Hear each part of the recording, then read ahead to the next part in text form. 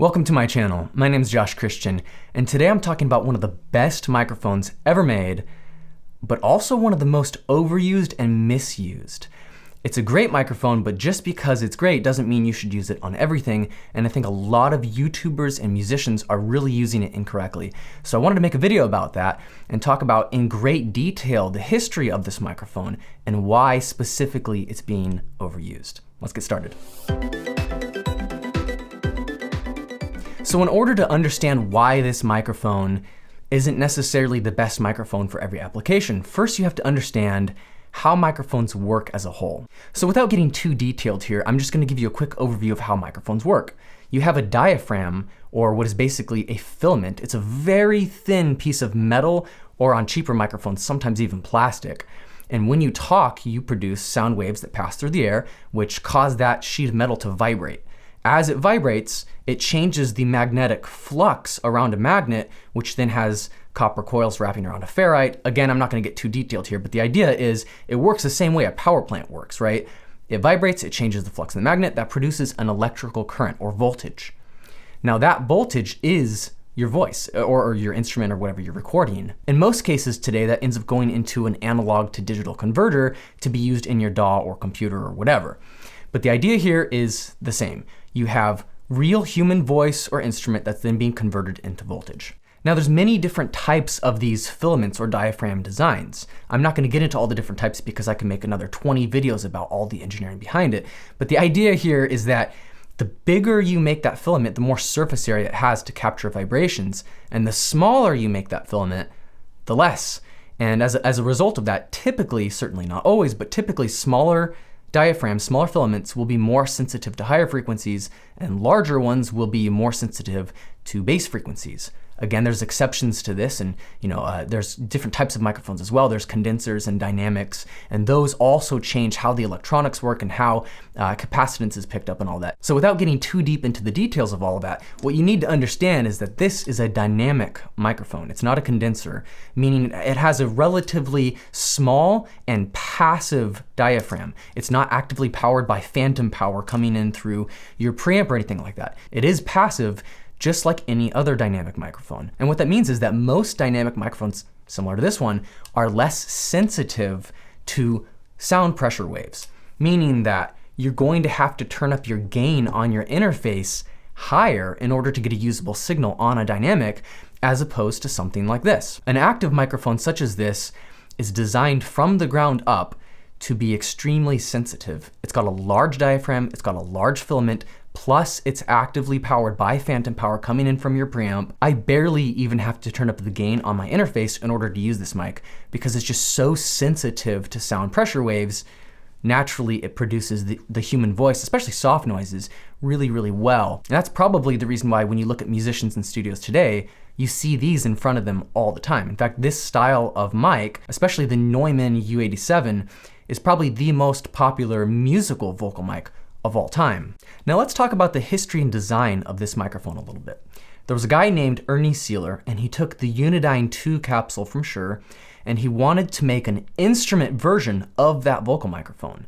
That vocal microphone at the time, the 55, was known for being Elvis's microphone. It's that old classic retro, we've all seen it, that retro one they put on a stand that you see Elvis singing in front of. That's the old Unidyne 2 Shure 55 capsule. Now that microphone was specifically designed for the human voice, but Ernie Seeler wanted to make an instrument version of that. That could also be used on voice and many other applications. So then he designed the Unidyne 3.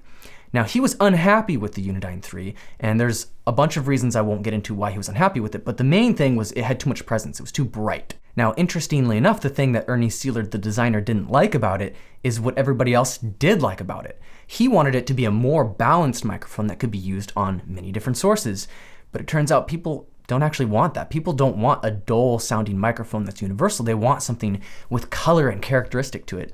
And the Unidyne 3 capsule, if nothing else, is extremely unique sounding. And that's partly why so many musicians in the 1960s and 70s used that capsule specifically for vocals, because it just had this weird, unique, airy sound with lots of presence to it.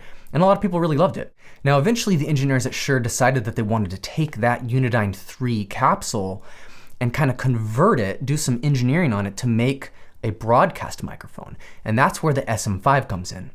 Now the SM5 looks similar to this, except it had a rounder base, it was larger, it had a rounder top, but the idea was the same. You can really see the kind of inspiration that this mic took from. It's a large microphone, it was expensive, they tailored the lows and the low mids to be boosted, they kind of cut the highs back a little bit from that Unidyne capsule, and you really did have a great proximity effect on that design. And what that means, if you don't know what the proximity effect is it means as you get closer to the microphone, your voice gets bassier and bassier and bassier, and as you get further away, the voice thins out and gets significantly brighter and thinner. So these broadcast microphones are designed specifically for talking and the human voice. Now that SM5 was a great design, a lot of people really liked it, but it was just too expensive. In today's money, it was about $1,800, which is just kind of outrageous for average radio stations and people trying to use it for broadcast. It was just too expensive, it didn't sell well, and many people thought it was too big. So Shure decided to redesign that at some point and make a smaller version of that, and thus enters the SM7. Now you'd be forgiven for thinking that the SM7 is the same microphone as the SM7B I'm holding right now. In fact, Shure markets this very often as the same microphone, but it's not. The difference between them is quite staggering. The capsule inside is different, the filament's different, all the electronics are different, even part of the mount is different. Now the reason why I bring that up, the reason why I mentioned that the SM7B is so different from the original SM7 is because the original SM7 is particularly excellent for musical vocals. You see, the SM7 sounds actually quite similar to the Unidyne 3, except it's got a little bit more of those low mids and it's got more proximity effect. But the general idea is it's still a pretty bright vocal microphone. In fact, the SM7 is what Michael Jackson used to record the Thriller album. Now, if you go back and listen to that album, you'll notice that the vocals are pretty bright. They're pretty clean and clear. He could have never gotten that tone out of the modern SM7B. It just doesn't sound the same. Sometime in the late 90s and early 2000s, they decided to redesign the SM7 and make the SM7A.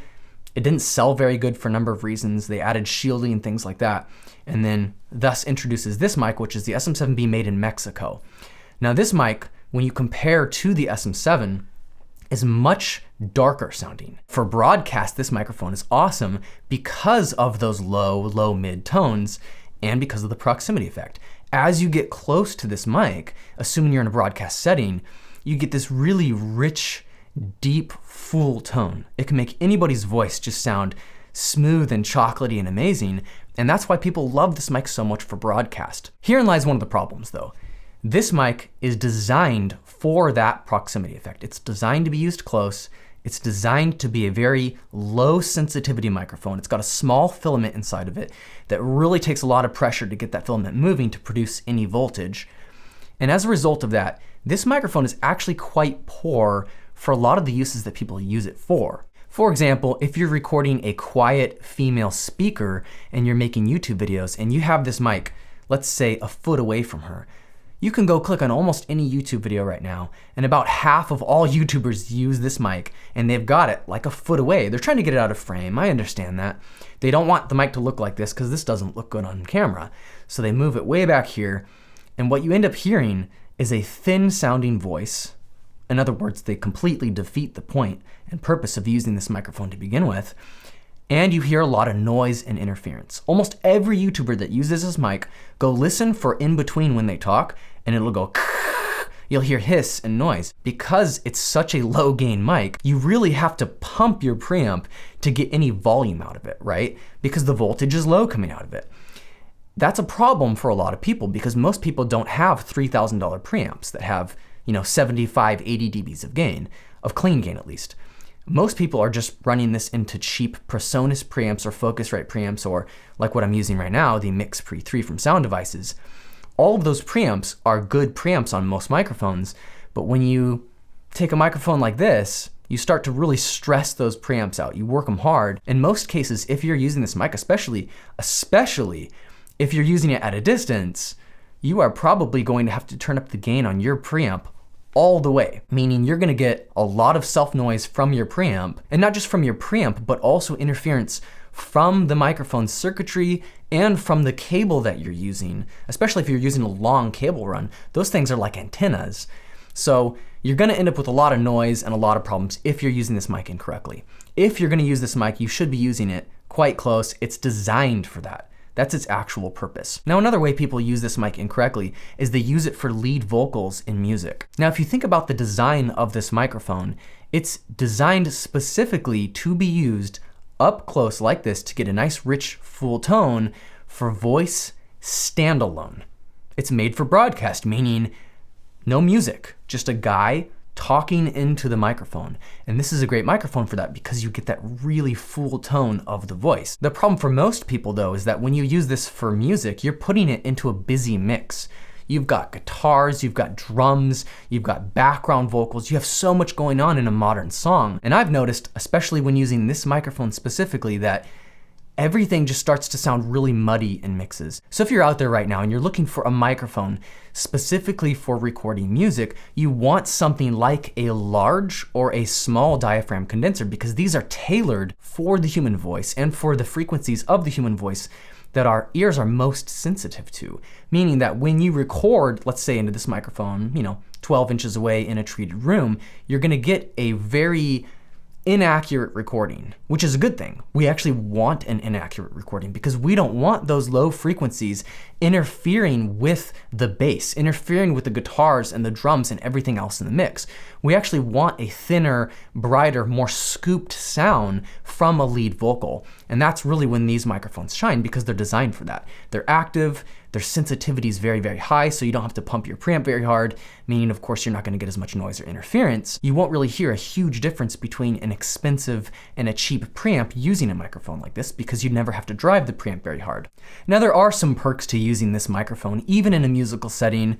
One of those perks, of course, would be that because it's designed for a strong proximity effect, and because you have to pump the gain so hard, you get a lot less room reflections and background noise with this mic. It does a very, very good job of just picking up what's directly in front of it and kind of rejecting everything else. You could almost consider it sort of like the sniper of microphones. It's really centrally designed to pick up what's right in front of it, and everything else just kind of gets ignored. So let's say you're a musician or you're a YouTuber in an untreated room. Well, this mic actually might be a really good choice for you. You just need to use it right. So assuming that you're using this for music where you really need those high frequencies, the very first thing you want to do is take this cover off. Because while this cover is really nice if you're just eating the microphone, doing kind of simple voiceover work, it's actually cutting out a lot of the high frequencies. This is already a fairly dull microphone to begin with, so you're really missing out on all that high-end detail by having this cover on. So I'm gonna take this cover off here and show you what it looks like. As you can see, it's already got this built-in metal mesh around it. Now the reason why this microphone has this metal mesh over it is not what many people think. Many people think it's to protect the capsule. Well, I guess it does do that. That's not the reason why it has this metal mesh. This metal mesh was meant to be a guideline for people using the mic to show them how far away to put it from their mouth. So basically, you don't have to guess your distance. Like with other microphones, you kind of have to guess how far it should be away and play with it. Not this mic. This mic is letting you know. The designer is telling you it is meant to be used at this distance. Any further and it gets too thin sounding and you have to drive your preamp too hard. Any closer and it would just have too much proximity effect and it wouldn't sound good. So that's kind of one of the nice things about this mic is it's foolproof in a sense. Once this is on, you know the distance you should mic it from. So the same idea applies if you're using this microphone for vocals, except my advice would be to use a Stedman filter like this. These metal Stedman filters are a pop filter that redirects the wind away from the microphone. If you don't know what that is, now you know. And I advise right there at the front. Just put this right there, mount it right there at the front, and you will notice when you start recording vocals that way with a Stedman filter, just how much brighter the tone is. You get a much, much brighter tone. And if you really want to fit that voice or that lead into a mix that's busy with bass, guitars, drums, whatever, I guess you'll just have to use an EQ to kind of pull out some of those low mids, which is very doable. You can still use this mic for music, you just have to understand how. So what else should you do? Well, as we know, this microphone is a very, very low gain or low sensitivity mic that requires high gain on your preamp. So because of that, you are going to have noise problems and interference problems with this microphone at some point, especially if you're doing quiet talking or quiet singing, you're gonna have tons of problems. But there's a couple things you could do to solve that. So the first thing I recommend is really good cables. This right here is a short Mogami Gold cable. You're gonna want the shortest cables you can get away with. Many people will tell you that the quality of cables makes no difference. And in terms of tone, in my testing, they're right. I have never heard an actual tonal difference between super expensive and super cheap cables when I've tested them. But what they don't tell you is that it makes a huge difference in terms of gain and interference. Mic cables that are of really high quality have lots of shielding inside of them to kind of help with radio frequency interference so that they're basically not just long antennas. Cheap cables will have less shielding, they'll have lower quality connectors, and one of the main things you'll notice when you test expensive cables and cheap cables is that cheap cables have so much less gain.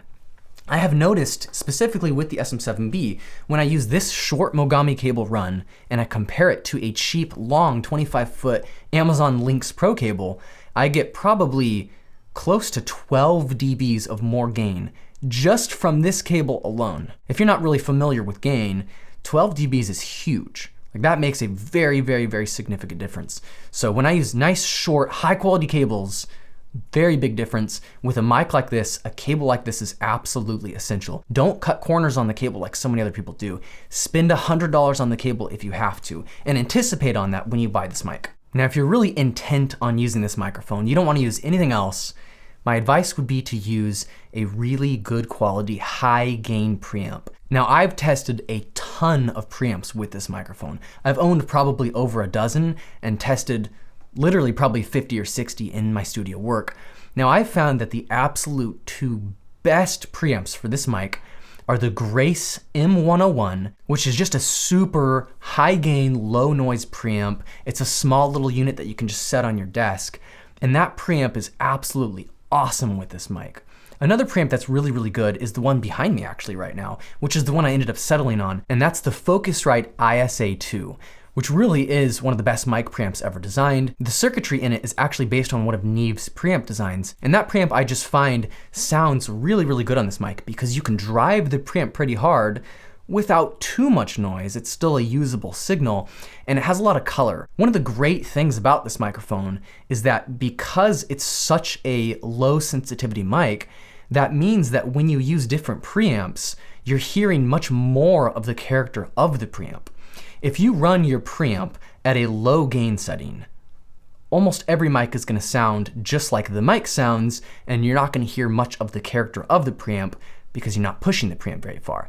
As you push preamps more and turn that gain up, you really start to crank the unit and hear more of its internal tone. So if you're out there and you're a music producer or you're somebody that really loves a specific tone of a specific preamp, this microphone will actually help you draw out that because it's low gain and you don't need to use any special pads with it in order to drive that preamp. So while I don't really recommend this microphone for lead vocals, I think it's just kind of too dull sounding. Even with the front cover off, it's a lot better, but it's still kind of dull. It just doesn't really have that sheen, and you won't get a vocal performance that stands out in the mix. But let's say you're doing like an acoustic album with just an acoustic guitar and vocals. Well, in those cases, you don't want a thin vocal. You want a vocal that's a little bit fuller, a little bit more thick, and a mic like this might actually suit that, especially on a loud male vocal, really, really well. So in a case like that, this is actually a great microphone to use. It's just a matter of finding the right specific situations where this mic actually shines. Another thing I recommend if you're going to use this microphone is this back cover here actually comes off. You unscrew it and it comes off, and I recommend always setting this microphone totally flat. There's a low cut switch on the back of this microphone to sort of cut out some of the really rumbling lows, as well as a mid boost. And I recommend that you don't touch either of those. Leave them both flat. And the reason for that is because it actually diverts the primary capsule's signal into different signal paths using more capacitors and more electronics when you use those switches on the back. And I've found that radio interference and general noise is actually worse on this microphone when I have those switches engaged. So my advice would be if you need to EQ it or do anything like that, just do it in your preamp or do it in your DAW, because you will notice a lot of self noise and noise throughout the circuitry and signal. So yeah, leave those flat is my advice, and just try to use the microphone right and position it correctly to begin with, and you should be okay. Now let's say you're out there and you're watching this video and you say, well, you know what, I don't want to have to buy a $1,500 preamp and $100 cables to be able to record vocals. So what do I do instead of this microphone? What are the alternatives? Well, if you're recording vocals for music, I recommend just a cheap, large diaphragm condenser. Pretty much any large diaphragm, even this cheap Rode right here, this is the NT1, will sound much brighter, much clearer and cleaner, and it'll sit in the mix a lot better if you have busy mixes. A mic like this is really tailored for vocals. It's tailored for that modern, bright, clean tone. So if you want vocals like that, especially if you have a singer that's like a soft female singer or a higher pitched male voice, a mic like this really is gonna be a better choice. Even just using the cheap built-in preamps on your interface, this mic is always gonna sound good on any preamp. And since you don't have to drive that preamp, guess what? You're not gonna have any noise or radio interference problems. So this is what I recommend for most people recording vocals. Now let's say, for the sake of argument, that even those large diaphragms are kind of muddying up your mix a little bit. That's when these are actually super underused. Small diaphragm condensers, such as this one, are really fundamentally designed to capture detailed nuance in performances, especially in those high frequencies. For the human voice, this is such a great microphone because it's not really harsh sounding, and yet it's very bright, clean, clear, and detailed because of that really small filament inside. As we talked about earlier, smaller filaments give you more of that high-end, bright, sheeny, shiny detail, and a mic like this really is one of the best, especially for female pop vocals of all time. And yet you don't see it used very often in studios, but whenever I have used it, I've gotten amazing results with it. So I do definitely recommend this if you're a musician just looking for a good mic that can be used for instrumentation and human vocals. Now let's say, for the sake of argument, that you do want a broadcast microphone like this, but you have cheap preamps, you don't want to buy super expensive cables, but you still want that proximity effect. You still want to eat that microphone and get that really deep, bassy, rich, chocolatey sound, but without all the inconveniences of this microphone being so expensive to manage, handle, and run. Well, that's when I recommend the Electro Voice RE20. There's also a newer version of this called the RE27, which I don't like as much, but it's another really good microphone. It's just more mid-forward. Now, one of the things that I really love about this Electro Voice RE20 is that it's got an exoskeleton, meaning that it still has the pop filter inside of it, just like the SM7B has. Still has that, except that's inside and there's metal around it. Because when you're up against this microphone like this, you're chewing up this pop filter constantly and they become wet and moist and it just rips up and falls all over your desk. So I don't like that design that much. If you're willing to replace that, then that's just one of the caveats you have to deal with that mic. Whereas this Electro Voice just doesn't have that. It lasts a lot longer. You'll find they tear up a lot less bad, and they seem to collect less moisture on the inside as well. Now, in terms of the sonic differences, they advertise this microphone as having a reduced proximity effect, which is true, but it still definitely has that boomy radio tone to it that everybody seems to really love.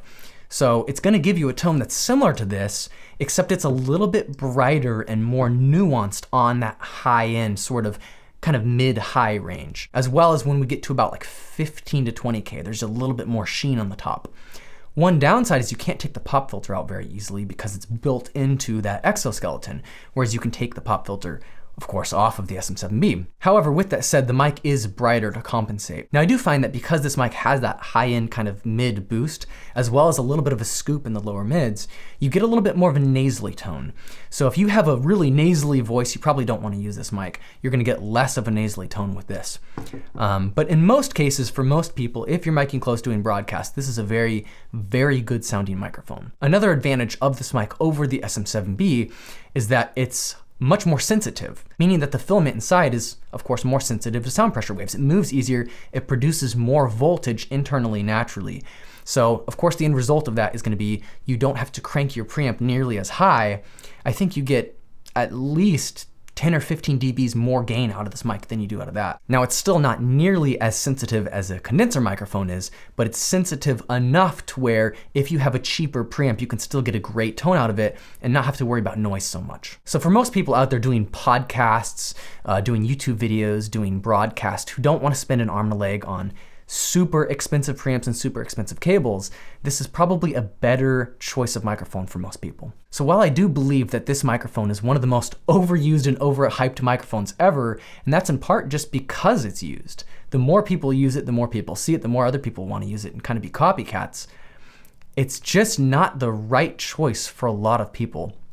However, With that said, I think this is one of the most underutilized microphones for instruments. Having worked and hobbied in the music industry for such a long time, I have very rarely seen people use this mic on guitar cabs, on kick drums, on instruments like horns, and yet it's one of the best microphones ever made for instruments. The SM57 is typically what you see in studios being used on guitar cabs, being used on horns, but actually this mic is a little bit better. It's a little bit clearer, it's a little bit flatter. You know, it's not gonna have the clarity of something like a condenser, but on many instruments you don't want that because it becomes brittle or harsh. That's where this microphone shines. If you're a trumpet player, there is no better microphone, in my opinion, than this mic. If you're a guitarist and you're miking guitar cabs, I've never found in any A/B tests that I've ever done a microphone that outperforms this mic. It just picks up the lows, the warms, the mids, it picks up the highs, just so natural and so smooth all the way through the range. And that kind of leads me into my next point about this microphone, which is that it's designed for high SPL use. A lot of microphones, especially large diaphragm condensers, as a result of having such a large filament, clip much easier. So a mic like this, for example, will clip if I put it in front of a large horn or a tuba or in front of a really loud guitar cabinet. Because if you think about it for a second, every mic is going to have a natural limitation for how far that filament can move before it just can't move any further.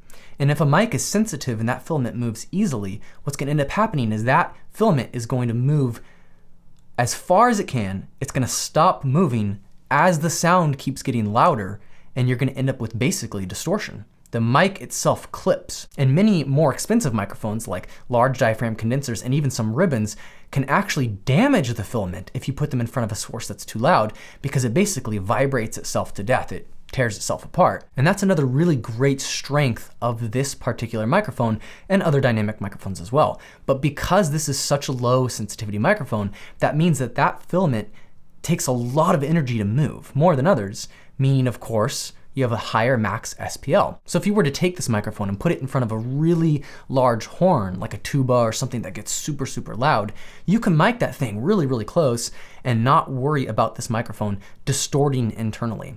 A lot of times when I'm using large diaphragm condensers, even just with a loud singer, I'll notice that my file isn't distorting, my preamp didn't distort, but the mic itself distorted on a really loud note. You will never run into that with this microphone because it can handle up to 180 dBs SPL. So it can handle super, super loud noises. I mean, you could mic almost a jet engine from a fair distance with this mic without clipping the mic internally. Because that filament internally lacks sensitivity, that makes this microphone especially exceptional on loud sources. All right, so it took me a few days to set this up, as you can see from my freshly shaven face. But basically, I'm gonna do a real world test here of how bad of a choice this microphone really is if you don't have the right equipment and aren't using it correctly. So here I've got the microphone exactly 1 foot from my face, which is how I've seen so many YouTubers and podcasters using it.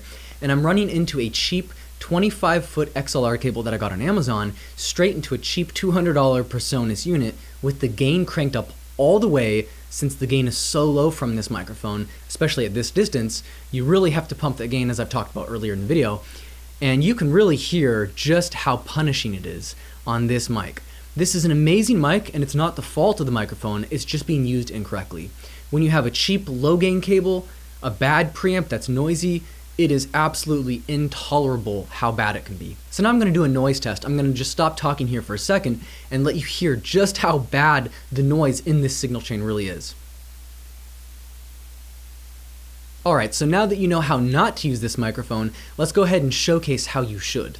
All right, so this is me recording the SM7B, in my opinion, the best way possible, which is both switches on the back, set to flat, through a high quality Mogami cable going into a good interface, gain cranked up, and take the pop filter off the front and put on your own Stedman pop filter, which I find just retains a lot more of that clarity and brightness from this microphone. If you're gonna record lead vocals, I think this is the way to do it. So let's kind of do a test here, see what it sounds like, and then let's check how bad the self noise and noise from the preamp is using this mic correctly. So here's some silence. Now you have an idea what this mic sounds like. Let's put the pop filter on it and see how that sounds different. All right, so this is the same microphone, same preamp, same gain settings, same cable, same everything. I just took the Stedman off and put the built-in pop filter back on it. So now you have kind of an idea of what it sounds like with its built-in pop filter on compared to without one using the Stedman. I think they're actually quite different sounding in my opinion. I'm not sure if that comes across on YouTube with its audio compression, but for sure in studio work you can hear a pretty big difference in the top end and clarity. So now we know what it sounds like, and I'm going to let you hear the noise again one more time.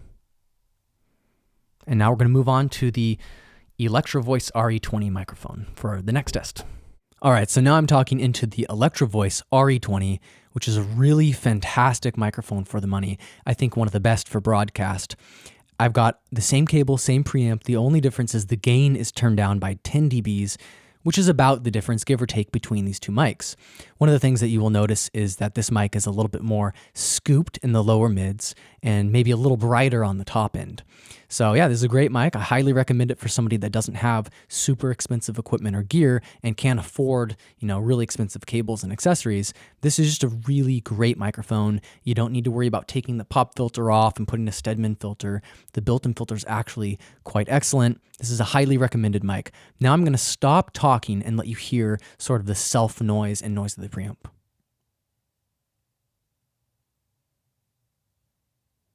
Now you have an idea of how these two mics compare when used correctly.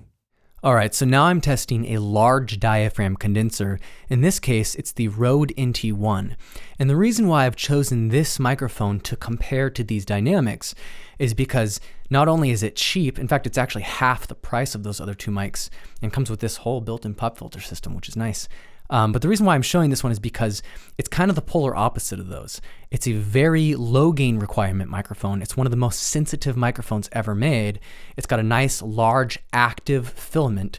So you can really hear how this microphone is tailored for the human voice. And you can probably hear how this microphone would stand out a lot in a busy mix where you have many other instruments competing for space in that mix. So hopefully you can kind of get an idea here of what microphone is right for you and for your purposes. Now I'm going to stop talking here and let you listen to the noise of the preamp and microphone and cable when I'm not talking. And now you have an idea of how a large diaphragm condenser compares to these great broadcast dynamic microphones. And for my last microphone test, I've got the AKG C451B, which I think is a very underrated microphone for vocals, especially for female vocals that need to sit in a really busy mix, where you just need that articulate, bright, sort of airy character that will really not just sound good, but it'll sound good when you have 50 or 60 tracks stacked on top of each other. I've got, again, the same settings, same cable, everything, just the gain turned down because it's a relatively sensitive microphone. You can also hear how a small diaphragm sounds a little bit different than a large diaphragm microphone. Now what I'm going to do is I'm going to stop talking so you can hear the self noise. All right, and that sums it up for our microphone comparisons. So in short, to summarize, this is one of the best microphones ever made, especially for broadcast and instrumentation when it's being used correctly. You just have to kind of understand the fundamentals and history of the mic in order to know how to get the best performance out of it. Thanks so much for watching. I hope you enjoyed this video. If you did, don't forget to like and subscribe down below for more content like this coming soon. See you on the next one.